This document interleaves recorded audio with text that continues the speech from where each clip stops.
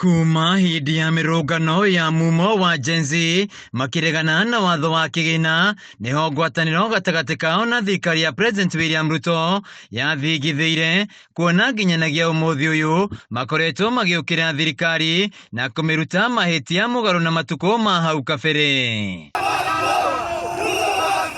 Na rĩta njĩra ya kũhorohia ndũgamano ĩno, President William RUTO nĩorĩtio gũthikĩrĩria MUMO ũyũ nĩguo kũmenya mamwe ma marũrũ marĩa makoretwo namo na thirikari. But to even say that we're going to rebuild a relationship, it is saying, how do we rebuild trust? That's what your Gen Z is asking. How do we rebuild respect? How do we rebuild love? RITANA rĩrĩ RIIKITIO nĩ Muhunjia kuma bũrũri-inĩ wa Amerika Rickey Bolden hĩndĩ ya igongona rĩa mahoya ma gĩbũrũri akiuga no nginya atongoria metĩkĩre kwaranĩria na mbeũ njĩthĩ nĩguo kũnina ndũgamano rĩrĩa koretwo ho. What if all of our political leaders were intentional about building relationships on the other side? What if they said, how do we go and build a relationship and love our brother? And love our sister? What if we were intentional about it? Can you imagine what's going to happen here? Bolden augĩte mbeũ njĩthĩ marabatara kuonia wendo na njĩra ya gũikara metha-inĩ ya gũciĩrĩra maũndũ ma bũrũri. When my brother Earl and I got back home, we saw the Gen Z's frustration. And Earl asked, Rick, what do you think the problem is?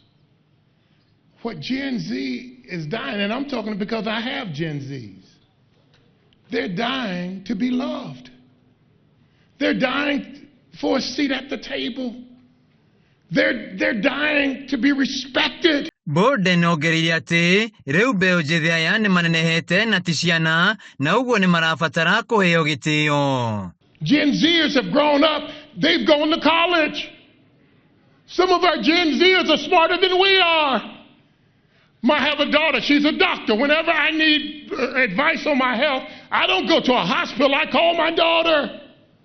Whenever I want to invest my money, I don't go in and go to a bank, I call my son Caleb. When I need counseling and when I need therapy, no, I don't go to a psychologist, I go to my son Micah. Ũnyitani wa mĩgwate kũhorio kwa internet nĩ mamwe ma maũndũ marĩa magwetetwo ta gĩthingithia kĩa mwĩhoko wa mũingĩ harĩ thirikari. If leaders would stand up and say to our Gen Zs, we had you arrested, and we know that had to be traumatizing,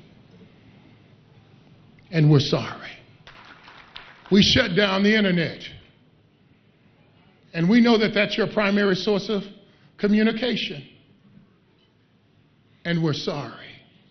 Bolden atirihĩte na ndũmĩrĩri kũrĩ thirikari na makĩria atongoria maga gũthikĩrĩria mbeũ njĩthĩ maũndũ nĩ megũthũka makĩria.